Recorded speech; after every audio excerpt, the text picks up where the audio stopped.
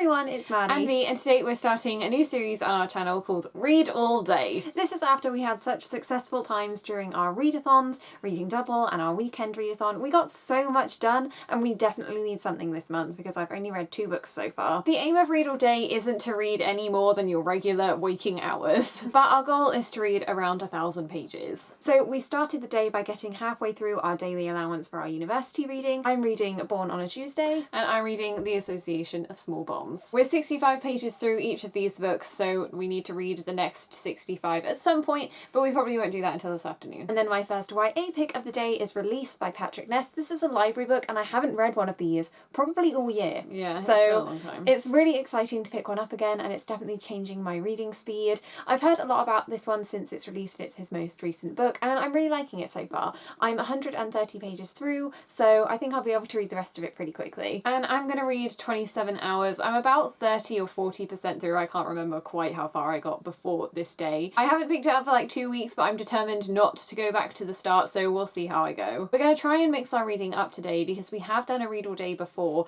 but we never posted it because although the day went really well, the video just didn't turn out that great. And I think it was because we were just so dead by the end of it because we were just reading like physical books. Yeah. So this time we're going to mix it up, be reading some physical books, and then we have a car journey later, so we're going to listen to some audiobooks as well, and hopefully that will keep us pepped the whole day.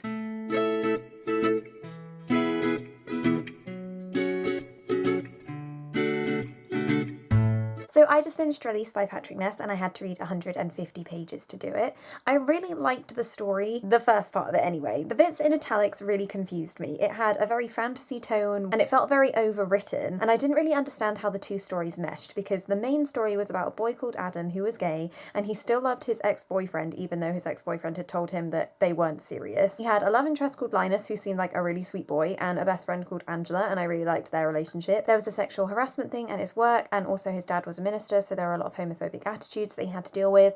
And I think the story was basically about him like accepting his place within his society and finding his family amongst friends rather than his actual relatives. And then the other story was kind of alluded to a little bit in the first chapter of Adams about this girl called Catherine who'd drowned and been murdered. And so the italics were all about this queen, or the spirit of a queen or something, that was really curious about this death and so decided to become Catherine in order to find out what happened to her. And there's also this fawn character that's following the queen for some reason. If it sounds like it doesn't make sense, it's because it doesn't make sense. And it almost felt like Patrick Ness thought that people wouldn't be invested enough in Adam's story, so he had to throw in this thing to like add intrigue or something, but I just ended up skimming those sections. But I'm pleased that books like this exist because it was very intimate and very transparent about everything Adam was feeling. So I think I'm going to give it 3.5 stars, and if it was just Adam's story, then maybe it would get more than that. So when I was thinking about what I wanted to read today, I definitely wanted to finish reading The Last Ever After by Simon Shinali. I'm exactly halfway through and I have a huge chunk of pages left to read. I think it's over 300. So it'll be like reading a book in itself, but I didn't really know if I wanted to just stick to this one book because I think it'll take me all day. I really want to take it in. And I feel like from what I've read so far, it's like I'm reading the book for the first time. There are so many things I've forgotten about this story, and I really want to be updated on it before the 4th book comes out, and that's in 5 days. But I only have one book left on my summer TBR, and that's Emmy and Oliver. So I think for the sake of feeling completely accomplished, I'll pick this one up instead, and it might only be 300 pages in total, so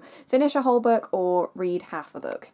Maddie is just reading Emmy and Oliver in the background. How far through are you? 40 pages. Oh, and this light's completely washed me out, so let's move. I have finished 27 hours. I'm going to do an ace review because Brayden identifies as asexual, and there's a few things I want to talk about. It's quite positive though, and I'll also talk about other things as well, but here's just a brief overview of the book. I really liked it, although I felt it was like 80% action scenes, and I really like the more down-to-earth people stories. The first 20% was a frenzy, but if you like fast-paced things, you're going to absolutely adore this book. It's about an Earth where humanity is battling against gargoyles and dragons until they find that they might have some humanity as well. It's also a countdown narrative, which I absolutely love reading. The main 2 relationships are gay and lesbian, so there was no heteronormativity whatsoever. And they also represent other things. One of the characters is death, and it looks like there might be some more disability representation later on in the series. This is the first book in I don't know how long a series, but I'm really excited to find out what's going to happen to these characters next because the action didn't stop and the final page was no exception. Like Maddie, I think I'm going to go with my final book from my summer TBR pick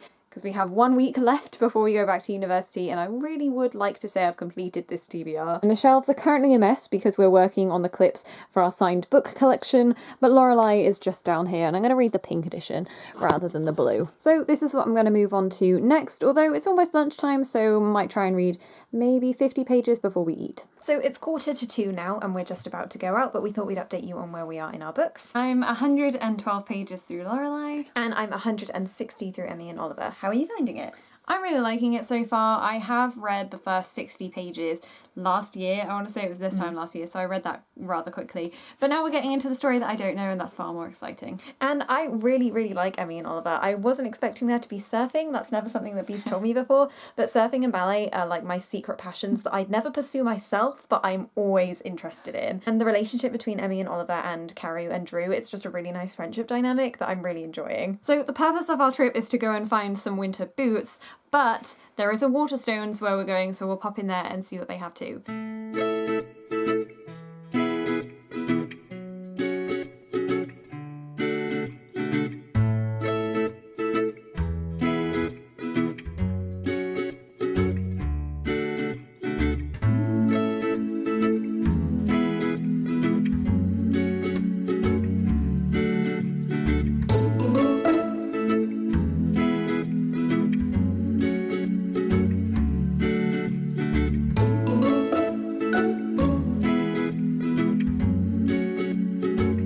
On my Christmas list.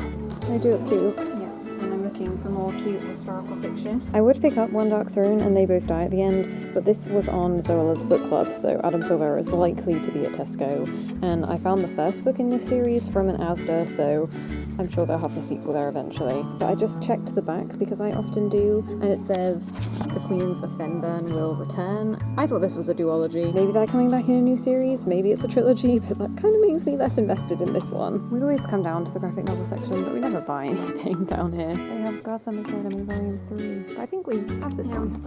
Oh, they have the third Paper Girls. I like that all of the covers actually tile up together. Oh, that's really cute. Which is cool. It's a shame they don't have the first one, so do the whole image. They have Lumberjanes as well. They have the sixth one as well. Oh, and they have Lumberjanes and Gotham Academy. Wow, this is thick. Ooh. We did want the crossover. And then we read Gotham Academy just to read the crossover, and then actually liked that better than Lumberjanes. Oh yeah, cover art, my favourite bit. Dream Team Up, heck yeah. That's nice. Yeah, that's nice. Like the lighting on that. It's 7:20, and I just finished reading Emmy and Oliver. I read the last 40 pages after dinner, and I really loved it. I'm actually just going to give it 5 stars because I can't think of one thing I didn't like about it enough to knock the rating down. The only thing really was the fact that Emmy was always only talking to one person, either Oliver or Drew or Caroline separately, and so there were a lot of them just telling each other the same information but to a different person, so that got a little bit boring, but I could look over that for how good this story was. If you're really interested in character-based stories and an interesting relationship between two people, then I definitely recommend this one. There isn't too much plot going on. There is a little thread about overprotective parents, but apart from that, it's mostly just about Emmy and Oliver, so having their names as the title is the most fitting thing. This was such a great book to end my summer TBR on, and I'm really pleased to have read it since it was one of Bee's favourite books from a couple of years ago, and I'm really kicking myself for leaving it this long before I read it myself. I just finished Lorelai. I had about 240 pages or something left to go, and I'm really pleased that I've read a book in a day. It's been so long since I've done that, so it feels really good. I enjoyed the beginning of Lorelai more than the end. A lot happens in the end, and there are a lot of characters, and I think I got a bit lost, but I'm really excited to read the sequel, Orabelle, which is more of a companion, but I'm pretty sure these characters will pop up again because I don't think this story is finished quite yet. So it seems like in this read all day, Maddie and I have swapped favourite books. I decided to pick up Magnus Chase and the Sword of Summer because that was a book I said I wanted to read on my last minute TBR from 2016, so I've left it another year,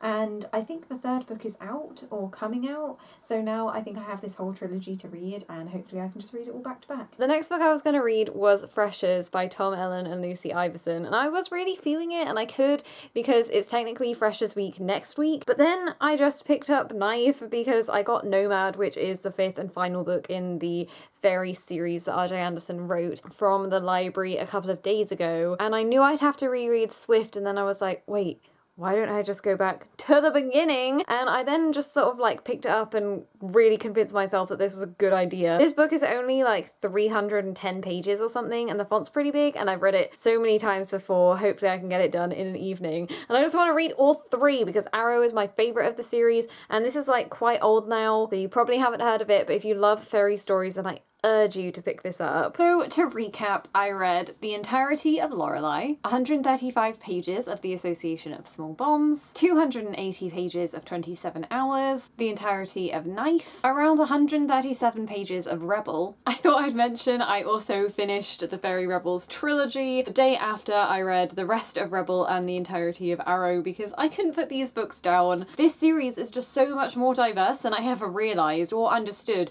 in 2009 when I read them. And Rebel has zero romance whatsoever. Also, Rosemary is black, and I don't think I realised how subtle and well done the exposition for this is. There's quite a lot of talk of race in Arrow as well, and I've really loved going at them with a more mature look. So I'm going to move on to reading the next two in the series, which is kind of like a companion duology. And here's my stack of books that I managed to read some of over the day. I read all of Emmy and Oliver by Robin Benway and absolutely loved it, giving it 5 stars. 135 through Reborn on a Tuesday, and I'll definitely have to finish that today because we have a schedule to keep with our uni reading. Finished what I had left of Release and have managed to come up with a star rating that I think is going to be around 3.5. And then the book that pushed my page count into the over 1000s, that's Magnus Chase and the Sword of Summer by Rick Riordan. I managed to read 400 pages and then read the remaining 90 immediately the next day because I just really wanted to get this finished. This was a Christmas present for me in 2015, so you can tell how long I've had this on my shelves without reading it. It follows the classic pattern of Rick Riordan books, introducing a new main character and a new mythology, Magnus Chase being the son of a Norse god, and so